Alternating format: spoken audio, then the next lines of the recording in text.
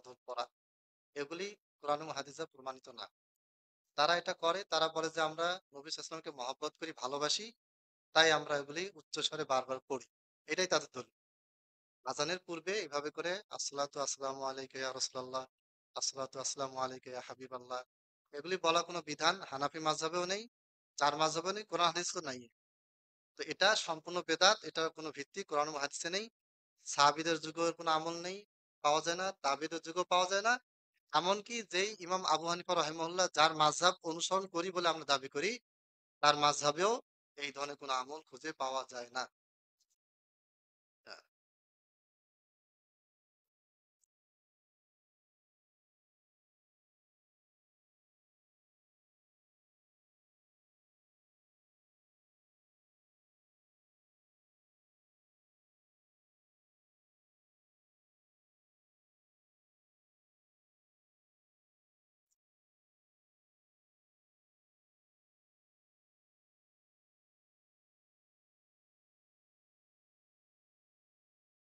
আসসালামু আলাইকুম ওয়া আলাইকুম আসসালাম ওয়া রাহমাতুল্লাহ। ভালো মুসলিম হওয়ার উপায় কি? জাযাকাল্লাহু খাইর। ভালো মুসলিম হওয়ার উপায় একটাই, কোরআন এবং হাদিস। আপনাকে বেশি, বেশি কোরআন তেলাওয়াত করতে হবে, বেশি, বেশি জিকির আজকার করতে হবে, বেশি, বেশি আপনাকে দান সদকা করতে হবে। রাসূল সাল্লাল্লাহু আলাইহি ওয়াসাল্লাম ২৪ টা ঘন্টায় যে আমলগুলি করেছেন, ফজর থেকে নিয়ে রাতে ঘুমানো পর্যন্ত এই আমলগুলি করবেন। এটা হচ্ছে ভালো মুসলিম হওয়ার উপায়, একমাত্র উপায়। ভালো কারো সাহচর্য পেলে, ভালো কোনো অলির সাহচর্য পেলে ভালো মুসলিম হবেন এরকম না। অথবা আপনি ভালো বংশে জন্মাইছেন তাই আপনি ভালো মুসলিম হতে পারবেন তাও না। বা বড় শায়েখের সাথে উঠা বসা করেন ভালো মুসলিম হতে পারবেন তা কিন্তু নয়। আপনাকেই আপনার আমলের মাধ্যমে ভালো মুসলিম হতে হবে। যেমন আল্লাহ তাআলা বলেছেন, ইয়া আইয়ুহাল্লাযীনা আমানু উযকুরুল্লাহা যিকরান কাসীরা। হে ঈমানদারগণ, তোমরা বেশি, বেশি কি করো? জিকির আজকার করো। তাহলে বেশি, বেশি জিকির আজকার করা এটা কাদের গুণ? মুমিনদের গুণ। আল্লাহ নবী সাল্লাল্লাহু আলাইহি ওয়াসাল্লাম বেশি, বেশি জিকির আজকার করতেন। তাহলে বেশি, বেশি জিকির আজকার করা, অন্যের উপকার করা, একটা হাদিসে বলা হইছে যে আল্লাহু ফি আউনিল আবদি মা কানাল আবদু ফি আউনি আখি। যে বান্দা সহযোগিতা করে আল্লাহ তাকে বিশেষভাবে সহযোগিতা করেন। তার মানে বান্দাকে সহযোগিতা করা, কেউ বিপদে পড়লে তাকে সাহায্য করা, গরিব কাউকে সাহায্য করা, এইরকম যতগুলি ইবাদত আছে, ভালো কাজ আছে। ব্যবসা বাণিজ্যে অসৎভাবে ব্যবসা বাণিজ্য না করে সৎভাবে ব্যবসা করা, সুদ থেকে বেঁচে থাকা, ঘুষ থেকে বেঁচে থাকা, মানুষকে গালিগালাজ না করা, মানুষের সম্পদ আত্মসাৎ করা, প্রয়োজনে ঝগড়া থেকে বাঁচার জন্য নিজের জায়গা থেকে ২-১ ইঞ্চি ছেড়ে দেওয়া, যা কিছু আছে শুধুমাত্র আল্লাহ এবং রাসূলের সন্তুষ্টির জন্য সবসময় প্রতিটা মুহূর্তে জিকির আজকার ইবাদত বন্দেগীর ভিতরে থাকা, যাবতীয় হারাম থেকে বেঁচে থাকা, শিরক থেকে বেঁচে থাকা, বেদাত থেকে বেঁচে থাকা, মিথ্যা থেকে বেঁচে থাকা, এগুলি করলে ইনশাআল্লাহ আপনি আমি ভালো মুসলিম হতে পারবো। জাযাকাল্লাহু খাইরান। আচ্ছা, সালাতে শাহাদাত আঙ্গুল উঠিয়ে রাখবে নাকি নাড়াতে হবে? বিস্তারিত জানাবেন। এবং আঙ্গুল না উঠালেও সালাত হবে কিনা? ২ টা প্রশ্ন। একটা প্রশ্ন হচ্ছে সালাতে আঙ্গুল উঠাবো কিনা? আমাদের দেশে যেটা হয়, অনেকে ইরশাদুল্লাহ বলার সময় তুলে আবার নামায় ফেলে। অনেকে আঙ্গুল ধরে রাখে। অনেকে আঙ্গুল আস্তে, আস্তে নাড়ায়। তো এই ৩ টার ভিতরে হাদিসে আবু দাউদে স্পষ্টভাবে বলা আছে ওয়াকানা আ ইয়াদউ ওয়া ইউহাররিকু বিহা। নবী সাল্লাল্লাহু আলাইহি ওয়াসাল্লাম কি করতেন? আঙ্গুল নাড়াতেন। নাড়ানোর কথা আছে। আরেকটা হাদিসে বলা হয়েছে ইউশিরু বিহা, ইশারা করতেন। ইশারা বলতে এরকম করা আরকি। তো এটা কিভাবে নাড়াবেন, কয়বার নাড়াবেন? এভাবে হাদিসে কোনো শর্ত দেওয়া নেই। আপনি এভাবে আঙ্গুলটা রাখবেন, রাখার পরে আস্তে, আস্তে করে নাড়াবেন। খুব জোরে নাড়াবেন না যেন পাশের মুসল্লি আবার নজরের দিকে না আসে। আপনার দৃষ্টিটা নিবদ্ধ থাকবে আঙ্গুলের ডগা বরাবর জায়গাতে। ২য় প্রশ্ন, যে আঙ্গুল না উঠালেও সালাত হবে কিনা? সালাত হবে। তবে কথা হচ্ছে সালাতের নেকিটা কমে যাবে। কারণ আল্লাহ নবী সাল্লাল্লাহু আলাইহি ওয়াসাল্লাম যেইভাবে সালাতের পদ্ধতি শিখিয়েছেন, এখান থেকে কোনো কিছু যদি আপনি জেনে বুঝে বাদ দেন তাহলে আপনার নেকিটা কমে যাবে। না জানার কারণে বাদ গেলে সেটা আল্লাহ তাআলা ক্ষমা করবেন ইনশাআল্লাহ। এজন্য সালাত হবে, কিন্তু সালাতের নেকিটা কমে যাবে।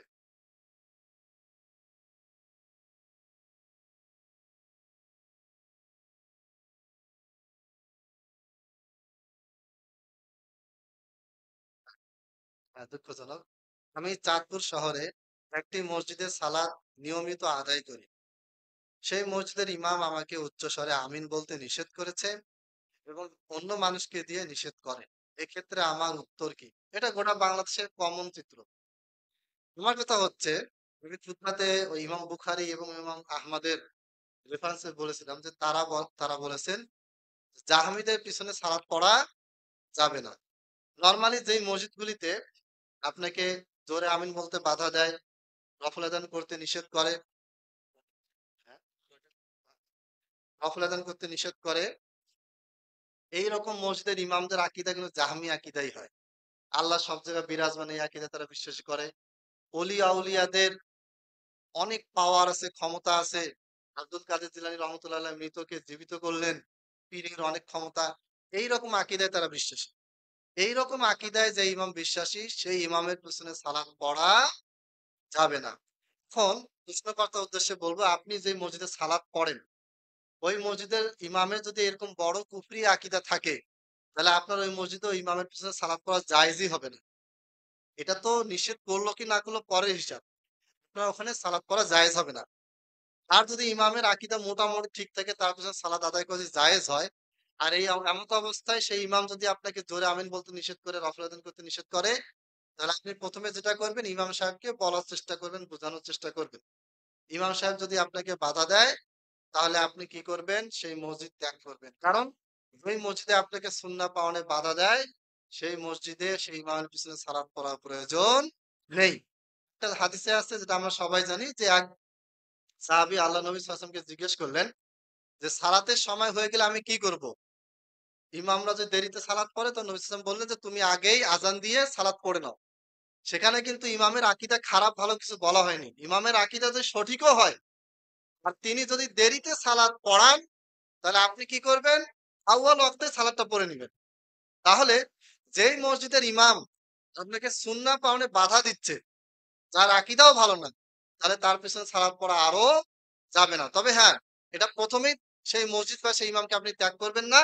প্রথমে আপনি দাওয়াত দেওয়ার চেষ্টা করবেন, বোঝানোর চেষ্টা করবেন। তারপর যদি আপনি ব্যর্থ হন, তাহলে আপনি সেখানে সালাত পড়বেন, কিন্তু ইমামের পিছনে পড়বেন না। আর এতে যদি ফিতনা হয়, আপনাকে যদি আরো বেশি অত্যাচার করে, তাহলে আপনি নিজেই মসজিদ করতে পারলে সেখানে সালাত পড়েন, অথবা নিজের বাসায় আপনি জামাত করে পড়েন, অথবা অফিসে বা কোনো জায়গায় বন্ধু বান্ধবদেরকে নিয়ে জামাত করে সালাত শুরু করেন।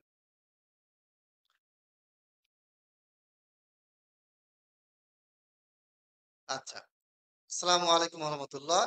আমার প্রশ্ন হলো, একজন স্ত্রী তার স্বামীর সম্পদের কত অংশ পাবে? খুবই ইম্পর্টেন্ট প্রশ্ন, এবং গোটা বাংলাদেশে বর্তমানে আদালতে যতগুলি মামলা ঝুলে আছে, যদি 1 লাখ মামলা ঝুলে থাকে, তাহলে 30 লাখ মামলা জমি জমাকে নিয়ে।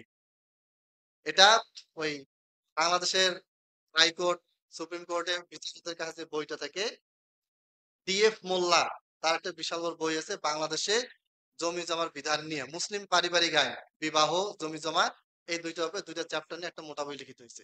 মোটামুটি কোরআন হাদিস দিয়ে মিল আছে এখানে। শুধু দুই একটা নিয়ম উলট পালট আছে, যেমন ৬৯ সালে ইয়াহিয়া খান নিয়ম করছিল যে ছেলে জীবিত থাকা অবস্থায় নাতিও জমি সম্পদ পাবে। এইরকম দুই একটা নিয়ম বাংলাদেশে আছে, এগুলি ভুল, বাকি সবকিছু মোটামুটি কোরআন হাদিস মোতাবেক চলে। এখন প্রশ্নে আসি, যে একজন স্বামী মারা গেছে, তার স্ত্রী তার সম্পত্তি কত পাবে? এটা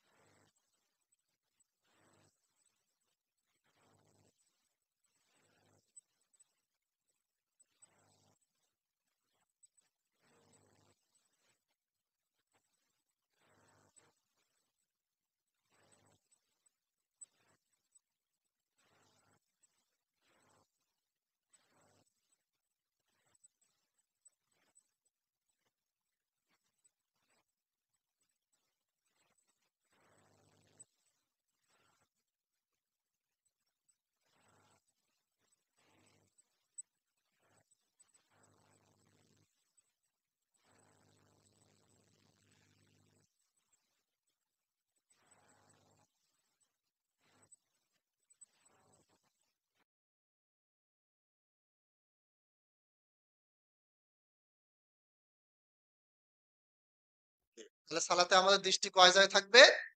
দুই জায়গায়। আপনারা যে কোনো কিতাব খুলে ওই সিজদার যে হাদিসগুলো আছে সেগুলি পড়লেই এই বিধানটা পেয়ে যাবেন। এছাড়া সালাতের উপরে একটা বই আছে শায়েখ আব্দুল হামিদ ফাইজি মাদানী হাফেজাহুল্লাহ, তার একটা বিস্তারিত বই আছে সালাতে মুবাশশির, এই বইটা পড়বেন। আরেকটা বই আছে সালাতুর রাসূল ডক্টর আসাদুল আল গালিব স্যারের, এই বইটা পড়তে পারেন। আরো অনেক বই আছে, ইনশাআল্লাহ পেয়ে যাবেন।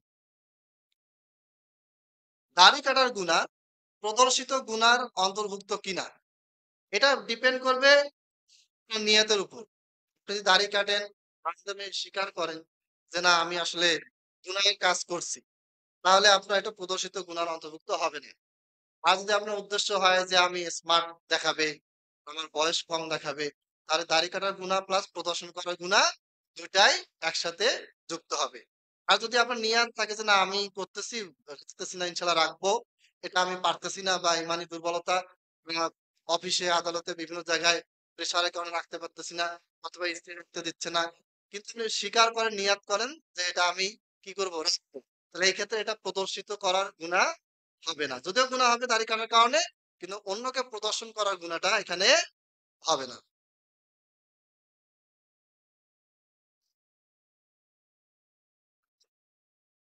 আহলে হাদিসের মধ্যে দেখা যায় যে অনেক গ্রুপ ও ভেদাভেদ, এর সমাধান কি হতে পারে? এর সমাধান আল্লামা নাসিরুদ্দিন আলবানী রহিমাহুল্লাহ দিয়ে গিয়েছেন দুইটা জিনিস। একটা হচ্ছে আকীদা সহিহ হতে হবে, দুই নাম্বার আখলাক ঠিক হতে হবে। আকীদা ঠিক কিন্তু কঠোর আচরণ, অন্যের ভুল পাইলে একবারে তুলোধুলা করে ছাড়তেছে, যেটা অনলাইনে বেশি দেখা যায়। ইন্টার পাস, মেট্রিক পাস, দুই চারটা বই পড়ছে, কারো ভুল পাইলেই বাস, হ্যাঁ এত বড় ভুল করছে, উনি কি জানে কি পড়াশোনা করছে। এই যে আখলাকের সমস্যা। তাহলে শুধুমাত্র আকীদা সহি হলেই হবে না, আকীদা সহির পাশাপাশি কি সহি হতে হবে? আখলাক ঠিক হতে হবে। আখলাক ঠিক না হলে কি হবে? হিংসা কাজ করবে, বিদ্বেষ কাজ করবে, অহংকার কাজ করবে। আমি বড় নেতা, আমার কাছে সবাই আসুক, আমি কেন ওর কাছে যাবো, এই যে একটা অহংকার, এটা থাকা যাবে না। হ্যাঁ, আমাকে তার কাছে যেতে হবে, চেষ্টা করতে হবে, আমি ছোট হব তার কাছে আমি যাব, যেন কি হয় ইউনিটিটা তৈরি হয়। কিন্তু আমরা কি করি, আমি বড় হয়ে গেছি, আমার কাছে লোক আসবে, আমি কেন যাব, এটা আখলাকের কি ত্রুটি। তাহলে আমাদের আকীদা শুধু সহি হলেই হবে না, আকীদার পাশাপাশি আমাদের আখলাক কি হতে হবে?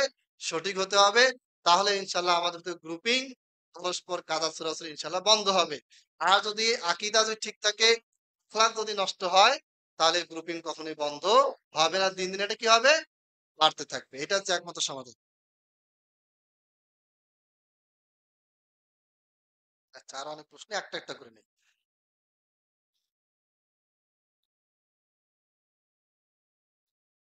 আমাদের সমাজের অধিকাংশ মুসল্লি সালাত শেষ বৈঠকে দুই হাত হাঁটুতে খোলা বিছানো রাখে, মানে হাঁটুর উপরে এইভাবে করে রেখে দেয় আর কি, এইভাবে করে আর কি। তো ডান হাত মুষ্টি রাখে না, এর বিধান কি? এটা ভুল কাজ, সুন্নাহর খেলাফ কাজ। নবী সাল্লাল্লাহু আলাইহি ওয়াসাল্লাম 53 মানে এইভাবে করে রাখতে বলেছেন, উপরে আঙ্গুল নাড়তে বলেছেন। তো কেউ যদি জানার পরও যদি এভাবে রাখে, তাহলে সেটা তার সুন্নাহর খেলাফ হবে। আর কেউ যদি না জেনে করে, তাহলে তার সুন্নাহর খেলাফ হলেও তার গুনাহ হবে না, তাকে জানিয়ে দিতে হবে, তাকেও আবার জানার জন্য চেষ্টা করতে হবে। নরমালি আমাদের হানাফি মসজিদগুলো আমরা দেখি তারা এইভাবে করে রাখে। এটার পক্ষে সরাসরি কোনো সহিহ হাদিস আমার জানা নেই, এটা একটা আমল, প্রচলিত আমল। এটা আমাদের করা যাবে না, আমাদেরকে হাদিসে যেভাবে বলা আছে ওইভাবে হাতটা রাখতে হবে। উম, এটা কোরআন লাগবে, কোরআন। আল্লাহ সর্বব্যাপী এ বিষয়ে সূরা বাকারা আয়াত 115 তে বলা হয়েছে। এই আয়াত কিভাবে এসেছে? মানে উনি জানতে চেয়েছেন যে বিষয়টা কি, প্রশ্ন ভাষাটা অন্যরকম হয়ে গেছে। সূরা বাকারা 115 নাম্বার। সূরা বাকারা কয় নাম্বার সূরা, কে বলতে পারবেন? হ্যাঁ, 2 নাম্বার, মাশাআল্লাহ।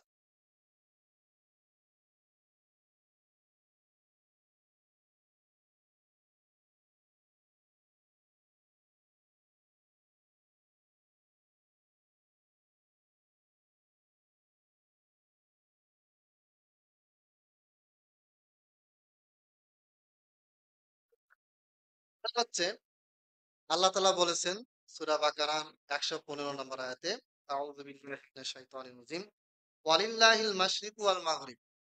মাশরিক মাগরিব পূর্ব পশ্চিম সবকিছুই কার? আল্লাহর, মানে আল্লাহর অধীনে, আল্লাহই সৃষ্টি করেছেন।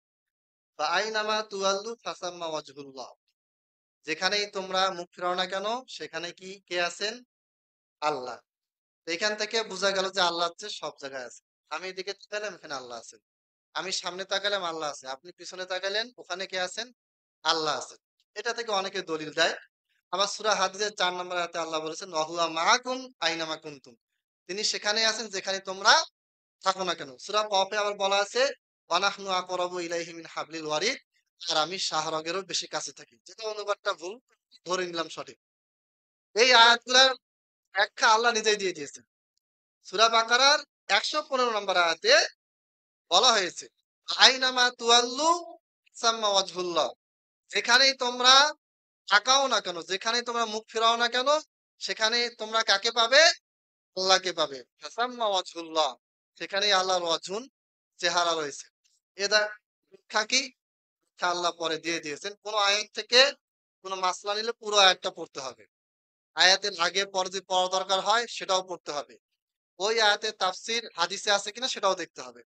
শুধু একটা অংশ নিলাম, সেখান থেকে একটা মাসলা নিলাম, তাহলে ভুল হয়ে যাবে। আল্লাহ তাআলা বললেন, যেখানে তোমরা তাকাও সেখানে আমি আছি, আমার চেহারা আছে। এরপরে আল্লাহ কি বললেন? ইন্নাল্লাহা ওয়াসিউন আলিম। নিশ্চয়ই আল্লাহ তাআলা প্রশস্ত জ্ঞানী। তার মানে কি? আল্লাহ তাআলা সত্তাগতভাবে সব জায়গায় আছেন? না। আল্লাহ তাআলা জ্ঞানের সাথে আমাদের সাথে আছেন।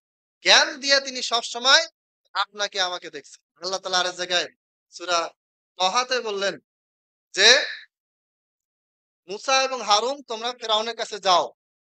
যাওয়ার পরে ফেরাউনের সামনে নম্রভাবে কথাবার্তা বলো। ফাকুলা লাহু কাওলান লাইয়িনান লাআল্লাহু ইয়াতাযাক্কারু আও ইয়াখশা। ক্বালা লা তাখাফা। হে মুসা, হে হারুন, তোমরা যেন ভয় পাবে না। ইন্নানি মাআকুমা। নিশ্চয় আমি তোমাদের সাথে আছি। কিভাবে আছি? তোমাদের সাথে আল্লাহ সত্তা সহ আছেন না? আসমাউ ওয়া আরা।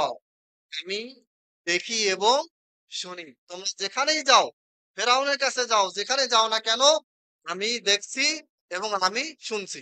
তাহলে আল্লাহ তাআলা সবসময় আমাদের সাথে কিভাবে আছেন? তার ক্ষমতার মাধ্যমে আছেন। এই আয়াতে ১১৫ নম্বর আয়াতে আল্লাহ বলেছেন, ইন্নাল্লাহা ওয়াসিউন আলিম। নিশ্চয়ই আল্লাহ তাআলা প্রশস্ত এবং তিনি জ্ঞানের অধিকারী। সমস্ত জ্ঞান তার রয়েছে। আপনি যেখানেই যান না কেন, বাসায় প্রতিষ্ঠানে যেমন সিসিটিভি ক্যামেরা বসানো আছে। তো আপনাকে কি আর সব ছাত্রের পিছনে দৌড়াতে হবে নাকি? আমি আল্লাহর সাথে তুলনা করতেছি না, জাস্ট বোঝানোর জন্য যে একটা সিসিটিভি ক্যামেরায় আপনি এক জায়গায় বসে আপনার প্রতিষ্ঠানে হাজার হাজার বাচ্চাকে আপনি দেখতে পাচ্ছেন। তো মানুষ তো ক্ষুদ্র ক্ষমতার একজন সত্তা। একটা মানুষের ক্ষমতা কতটুকু? সামান্য। এতটুকু ক্ষমতায় বসে সে যদি এতগুলি মানুষকে দেখতে পারে, তাহলে আল্লাহর পক্ষে কি এটা সম্ভব নয়? তিনি একটা নির্দিষ্ট তার তার যেখানে তিনি আছেন সেটা জায়গা বলা যাবে না। আল্লাহই ভালো জানেন সেটা কি। সেখানে থেকে আল্লাহ কি সবাইকে দেখতে কন্ট্রোল করতে পারবেন না? প্রধানমন্ত্রী কি গোটা বাংলাদেশের সব জায়গায় দৌড়ে বেড়ায় নাকি? উনি এক জায়গায় থাকেন। কিন্তু গোটা বাংলাদেশে কে কি করতেছে না করতেছে, কোথাও কোন চিপায় কোন সন্ত্রাসী লুকায় আছে, তাকে ধরে নিয়ে যাচ্ছে ডিবি পুলিশ, পুলিশ এসে ধরে নিয়ে যাচ্ছে। কিভাবে সম্ভব? কারণ পুলিশ ওই অপরাধীর পিছনে দৌড়ায় বেড়াচ্ছে নাকি? যে আপনার পিছনে একটা পুলিশ, আমার পিছনে একটা পুলিশ, ঘুরতে, ঘুরতে, ঘুরতে, ঘুরতে যখন আপনি অপরাধ করলেন ধরে ফেললো। এরকম নাকি? তারা তাদের জায়গায় আছে। যখনই অপরাধ সংঘটিত হচ্ছে, তারা কিন্তু ঠিকই বুঝতে পারতেছে এরপর তারা আপনাকে ধরে নিয়ে যাচ্ছে। তার মানে মানুষ ক্ষুদ্র ক্ষমতার অধিকারী হয়েও যদি এইভাবে করে সবার পিছনে না ঘুরেও যদি তারা খবর রাখতে পারে, তাহলে কি আল্লাহ পারবেন না? অতএব সূরা বাকারার ১১৫ নম্বর আয়াত থেকে প্রমাণিত হয়, আল্লাহ তাআলা সব জায়গায় নেই। বরং আল্লাহ তাআলার গুণ, ক্ষমতা এটা সব জায়গায় বিরাজমান, সব জায়গায় আছে। আল্লাহ তাআলা তার ক্ষমতাটা সব জায়গায় কি করে রেখেছেন? প্রয়োগ করেছেন। সবাই আল্লাহ তাআলার ক্ষমতার মাধ্যমে আল্লাহর আন্ডারে আমরা সবাই আছি। আল্লাহ যে সীমানার ভিতরে আমরা রেখেছেন, এই সীমানার বাইরে আমরা যেতে পারবো না। এটাই আল্লাহ তাআলা এই আয়াতে বলেছেন।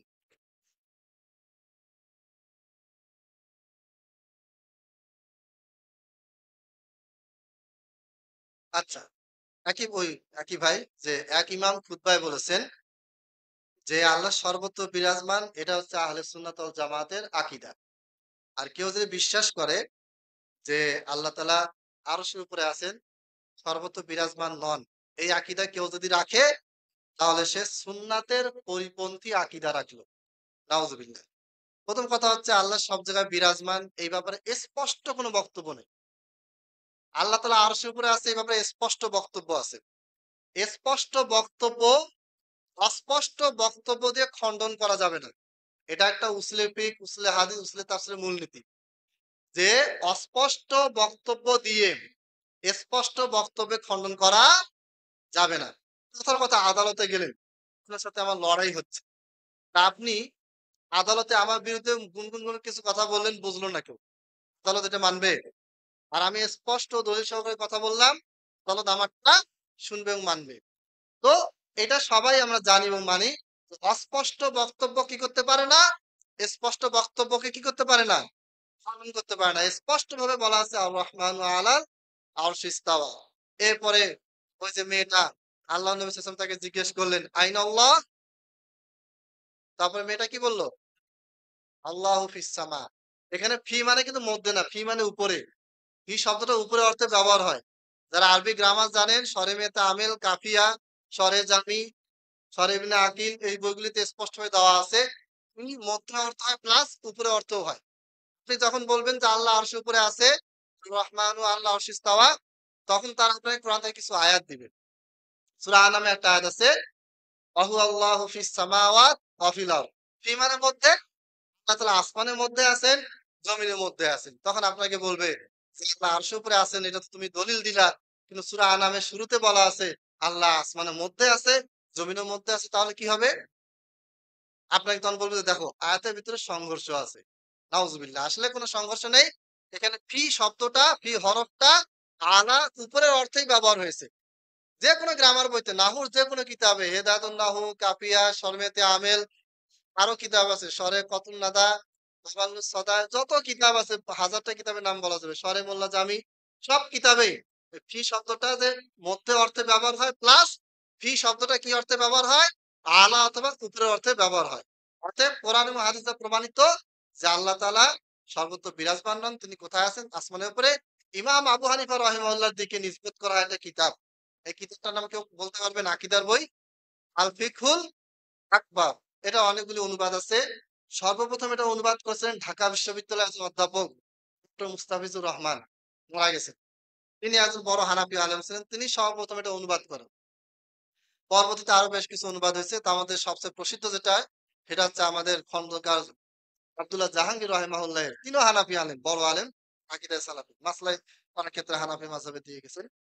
তিনি স্পষ্টভাবে এটা আলোচনা করেছেন যে ইমাম আবু হানিফা রাহিমাহুল্লাহর মতে আল্লাহ তাআলা সব জায়গায় বিরাজমান নন, বরং আল্লাহ তাআলা কোথায় আছেন? আরশের উপরে আছেন। ইমাম ইবনে জারির আত-তাবারি, তাফসীরে তাবারিতে আল্লাহ তাআলা যে আরশের উপরে আছে, মুকাতিল বিন হাইয়ান, অনেক তাবি থেকে রেফারেন্স এনেছেন, অনেক দলিল আছে। ডক্টর আমিনুল জাকারিয়া হাফেজের একটা একটা কিতাব আছে 550 পেজের, রহমান আরশের উপরে উঠেছেন, এই বইটা পড়বেন, অসংখ্য দলিল দেওয়া আছে। আরেকটা অনুবাদ বই এখানে আছে, কিতাবুল আরশ, হাফেজ জাহাবী রাহিমাহুল্লাহ প্রণীত, আব্দুল্লাহ মাহমুদ ভাই অনুবাদ করেছেন। এই বইটা তো অসংখ্য দলিল দেওয়া আছে, এগুলি পড়বেন, ইনশাআল্লাহ সবকিছু ক্লিয়ার হয়ে যাবে। আর যেই দলিলগুলি দিয়ে আল্লাহকে সর্বত্র বিরাজমান প্রমাণ করা হচ্ছে, ওই দলিলগুলিতেই আল্লাহ তাআলা সর্বত্র বিরাজমান নন, এটা বোঝানো হয়েছে। মানে আপনার জমি দিয়ে আপনাকে আমি বাস দিয়ে যাচ্ছি যে এটা তোমার জমি না, এটা আমার জমি, কিন্তু লেখা আছে এটা আপনার জমি। মানে যেই আয়াতে প্রমাণ করা হচ্ছে যে আল্লাহ সব জায়গায় বিরাজমান, ওই আয়াতে বলা হচ্ছে যে আল্লাহ তাআলা শ্রবণ শক্তি আছে, তারপরে দর্শন শক্তি আছে, বলা আছে। তো তাহলে কুদরতের মাধ্যমে তিনি আছেন, ক্ষমতার মাধ্যমে আছেন, সত্তাগত ভাবে তিনি সবার সাথে নেই। তবে আহলে সুন্নাত ওয়াল জামাতের আকীদা এটাই। চার মাযহাবের চার ইমাম, আরো পূর্বে যারা আছে, ইমাম তাহাবী হানাফি মাযহাবের বড় একজন ইমাম। তারটা হয়েছে আকিদাতুত তাহাবী। এইখানেও ওইটা যতগুলি ব্যাখ্যা আছে তার মধ্যে ইমাম ইবনে আবিল ইজ আল হানাফি রাহিমাহুল্লাহ, তিনি শরহে আকিদাতুত তাহাবী এটা একটা ব্যাখ্যা লিখেছেন। তিনিও হানাফি বড় আলেম। তিনিও আল্লাহ তাআলা আরশের উপরে আছেন এটার পক্ষে বলেছেন। আল্লাহ তাআলা সব জায়গায় বিরাজমান এটা তিনি বলেন নাই। অতএব আল্লাহ তাআলা সর্বত্র বিরাজমান, এটা জাহমিয়াদের কুফরি আকীদা। ইমাম বুখারী এত নরম ব্যক্তি, তিনি পর্যন্ত বলেছেন আল জাহমিয়াতু কুফফারুন, জাহমিয়ারা কাফের, তাদের পিছনে সালাত হবে না। অত্যন্ত নরম ব্যক্তি, এই জায়গায় এসে কঠোর হয়ে গেলেন। ফুসকুয়া ফালিল ইবাদ, এই বইটাতে ফতোয়াটা পাওয়া যাবে। তাহলে সুন্নাত ওয়াল জামাতের আকীদা কোনটা? আল্লাহ সর্বত্র বিরাজমান নন, তিনি আরশের উপরে আছেন। কিভাবে আছেন, কেমন করে আছেন, স্রষ্টা সৃষ্টি, সৃষ্টি থেকে তিনি আলাদা আছেন, কিভাবে আলাদা? এই ব্যাপারে কোনো প্রশ্নের উত্তর দেওয়ার ক্ষমতা আল্লাহ আমাদেরকে দেন নাই। প্রশ্নও করা যাবে না। আল্লাহ কোথায় আছেন এইটুকু প্রশ্ন হাদিসে পাওয়া যায়। এইটুকু প্রশ্ন করা যাবে। এর চেয়ে বেশি প্রশ্ন করা যাবে না। আলিফ লাম মিম যালিকাল কিতাবু লা রাইবা ফীহি হুদাল লিল মুত্তাকিন আল্লাযীনা ইউমিনুনা বিল গায়ব। গায়ব মানে কি? ষষ্ঠ ইন্দ্রিয় দিয়ে যেটা জানা যায় না, দেখা যায় না, বোঝা যায় না, অন্তর দিয়ে কল্পনা করা যায় না, স্পর্শ পাওয়া যায় না, স্বাদ নেওয়া যায় না। এই ৬টা ইন্দ্রিয়, ৫টা ইন্দ্রিয় অন্তরের বিবেকের চিন্তা ভাবনা, এই ৬টা ষষ্ঠ ইন্দ্রিয়, এইটা দিয়ে যে জিনিসটা কোনোভাবে বোঝা যায় না সেটা হচ্ছে গায়েব। তো আল্লাহ তাআলা কিভাবে আরশের উপরে আছেন, তিনি আরশের উপরে কিভাবে উঠলেন, কিভাবে কি করলেন এটার কোনো ব্যাখ্যা আমরা জানি না। কারণ আল্লাহ তাআলা তার কর্ম সম্পর্কে বলেছেন। কিন্তু কর্মটা কিভাবে করেন এটা তিনি বলেননি। সহিহ বুখারীতে হাদিস আছে না? প্রত্যেক শেষ রাতে, শেষ আসমানে আল্লাহ নেমে আসেন।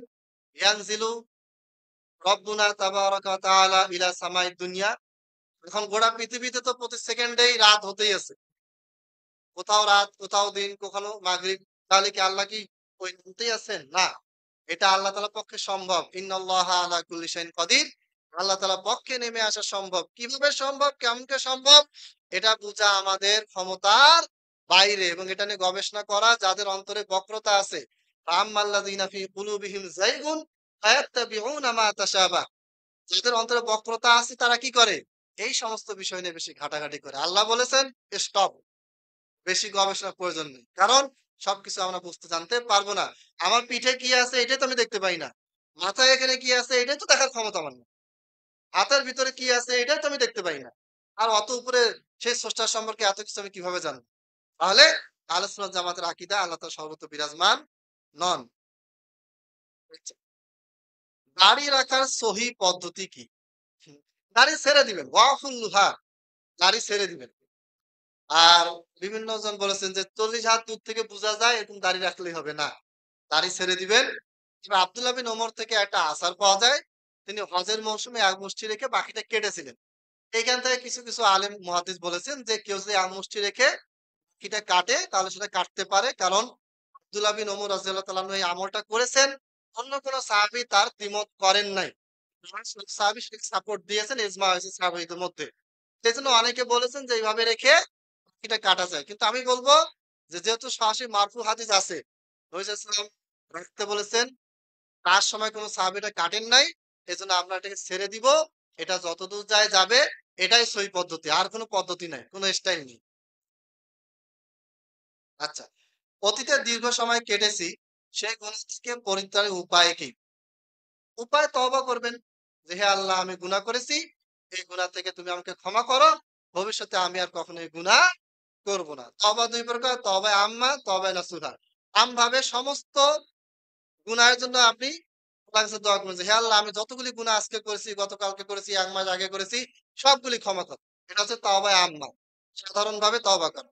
এটা হচ্ছে তওবায়ে নাসুহা। স্পষ্টভাবে একটা গুনাহকে উল্লেখ করবেন যে, হে আল্লাহ আমি শিরিক করেছি, অমুককে অন্যায়ভাবে মেরেছি, গালিগালাজ করেছি। ওই গুনার জন্য আমি তওবা করতেছি, ক্ষমা চাচ্ছি। তুমি আমাকে ক্ষমা করে দাও এবং যেই বান্দার ক্ষতি করেছি তার কাছ থেকে ক্ষমা নেওয়া তৌফিক দাও। এইভাবে করে আপনি স্পেসিফিক ভাবে তওবা করতে পারেন অথবা আমভাবে সমস্ত গুনার জন্য তওবা করতে পারেন। তওবার মাধ্যমে এখান থেকে পরিত্রাণ পাওয়া সম্ভব। আর মসজিদ নিচে কাটার বিধান কি? আচ্ছা এটা তো বললাম। এরপরে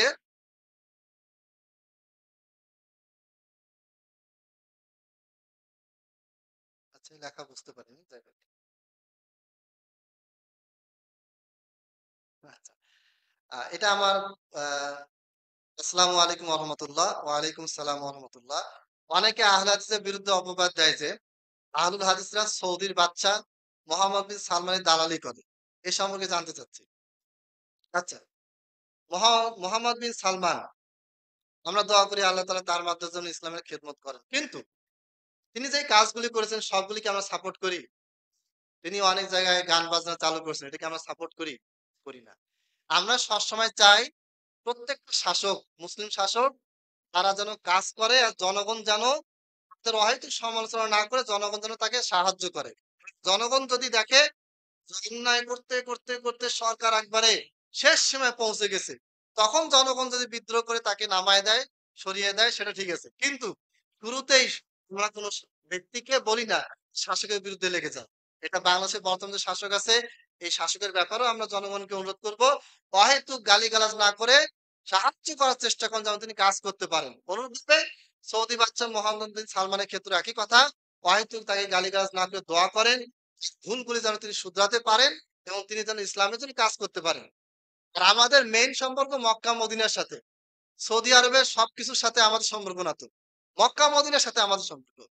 মোহাম্মদ বিন সালমান উনি যদি আহ জুব্বা পরেন, আর এই জুব্বা যদি টাকনার নিচে যায় তাহলে কি আমরা এটা সাপোর্ট করব? করব না। তিনি যদি কোনো ভুল কথা বলেন ইসলামের বিরুদ্ধে যায়, তাহলে কি সেটাকে আমরা সাপোর্ট করব? করব না। অতএব এটা আমরা তার দালালি কেউ সেরকম না। আমরা আসলে চাই প্রত্যেকটা মুসলিম শাসক তারা যেন হক পথে থাকে, তারা যেন হেদায়েত প্রাপ্ত হয়। এজন্য আমরা তাদেরকে দোয়া করি, তাদেরকে আমরা ভালোবাসার চেষ্টা করি। আসলে ভুলগুলোকে আমরা স্কিপ করে তাদের মাধ্যমে যেন ফিতনা না ছড়ায়। ভুলগুলো আলোচনা করলে ফিতনাই হবে। আপনি আমি ১০ জন মিলে মোহাম্মদ বিন সালমানকে গালিগালাজ করলাম। কি হলো বলেন? মোহাম্মদ বিন সালমান কানেও গেছে কথাটা। আর এটা শাসকের সমালোচনা করার নিয়মও না। হ্যাঁ, আপনি ভালো আলেমকে বড় ব্যক্তির মাধ্যমে আপনি লিখে পাঠান। এটা ঠিক আছে। কিন্তু আমরা করি কি চায়ের দোকানেই শুরু হয়ে গেল গালিগালাজ। এই জিনিসগুলো করা যাবে না। এগুলির বিরুদ্ধে আমরা বলি দেখে অনেকে মনে করে যে আমরা মোহাম্মদ বিন সালমানের দালালি করি। এটা ভুল কথা। আমরা তার দালালি করি না। আমাদের বক্তব্য হচ্ছে কোরআন এবং হাদিসের সাথে মোহাম্মদ বিন সালমান হোক, তার বাবা হোক, যেই হোক না কেন, যে কোনো শাসক হোক না কেন, তিনি যদি কোরআন এবং হাদিস মোতাবেক রাষ্ট্র পরিচালনা করেন তাহলে ওটাকে আমরা সাপোর্ট দিব। আর যদি কোনো কাজ কোরআন এবং হাদিস মোতাবেক না হয় তাহলে সেটাকে আমরা সাপোর্ট দিব না। সৌদি আরবে বাচ্চার বিশাল বড় ছবি ঝুলানো আছে। এটাকে আমরা সাপোর্ট করি না। অতএব দালালি করে এটা ঠিক না।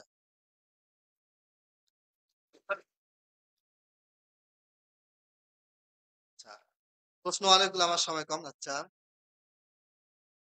আসসালামু আলাইকুম রহমতুল্লাহ। হাদিসে কি অমানবিক ভাবে কুকুর নিধন করতে বলা হয়েছে জানালে উপকৃত হবে? প্রথম কথা হচ্ছে যে জিনিসটা ক্ষতিকর এটাকে মারতে বলা হয়েছে, নষ্ট করতে বলা হয়েছে।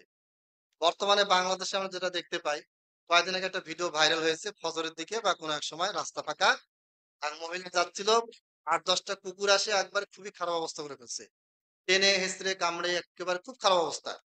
তারপর একটা ভিডিওতে দেখলাম ছোট একটা বাচ্চা যাচ্ছে, ৮-৯ বছরের বাচ্চা, কুকুরগুলো আসে একবারে কামড়ে টামড়ে শেষ করে ফেলছে। আমার নিজের ছেলে মুবাশশির ৬ বছর বয়স, সে মাঝে সাথে বাসায় আসতেছিল, ৮-১০টা কুকুর ধাওয়া করছে। এইরকম অবস্থায় এই কুকুরগুলিকে মারা ফরজ।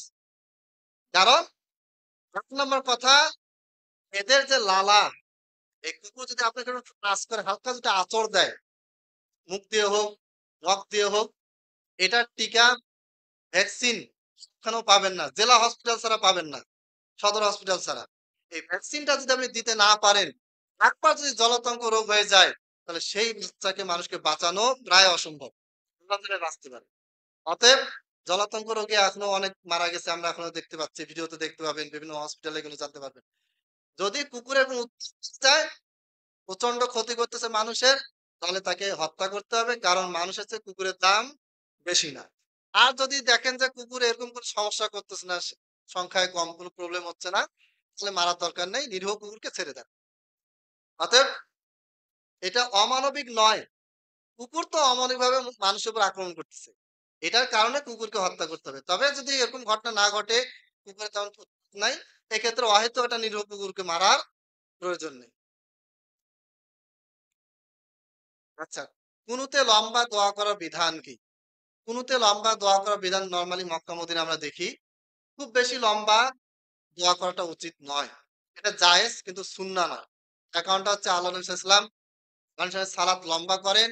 পিছনে মহিলাদের কোলে থাকা বাচ্চারা কান্নাকাটি করে। আল্লাহ নবী সাল্লাল্লাহু আলাইহি ওয়াসাল্লাম কি করেন?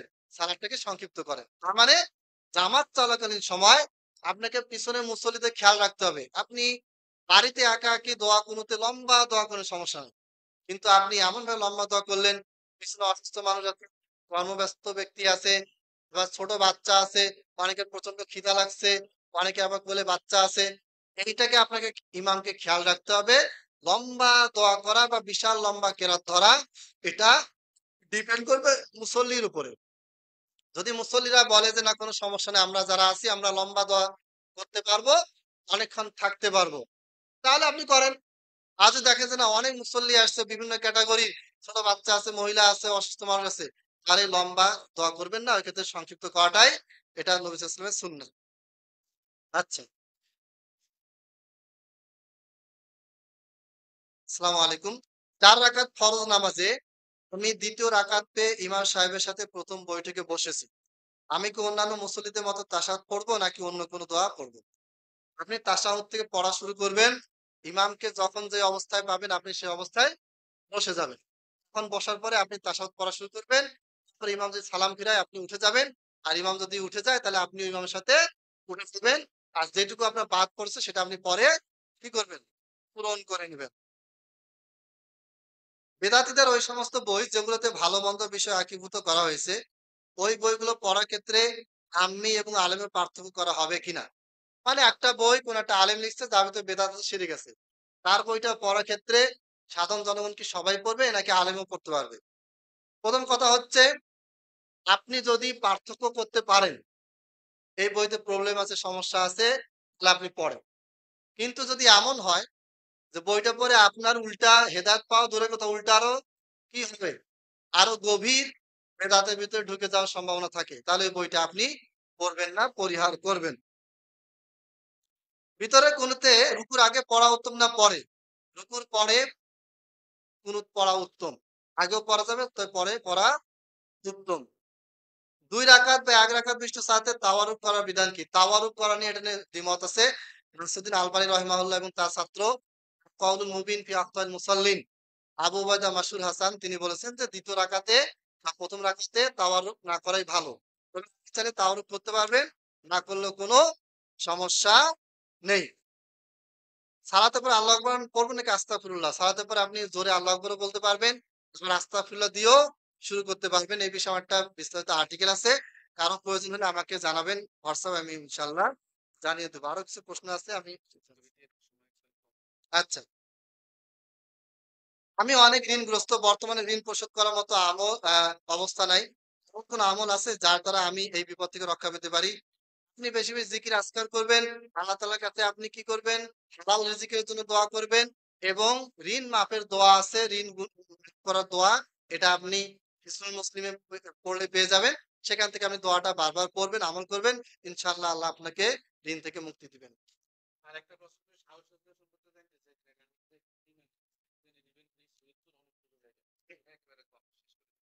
জি, ইনশাআল্লাহ বেশ কিছু প্রশ্ন থেকে গেছে। পরবর্তীতে যদি আল্লাহ সুযোগ দেয়, তো ইনশাআল্লাহ আমি আরো বেশি খেদমত করার চেষ্টা করব। আমি যাবো সৈয়দপুরে, এখান থেকে প্রায় ১৫-১৬ ঘন্টার রাস্তা। তো আমার জন্য দোয়া করবেন। আমিও আপনার জন্য দোয়া করি। আল্লাহ তাআলা আমাদেরকে সঠিক দিনের উপরে অটল থাকার তৌফিক দান করুন। আমিন।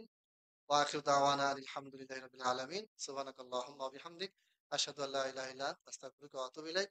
আসসালামু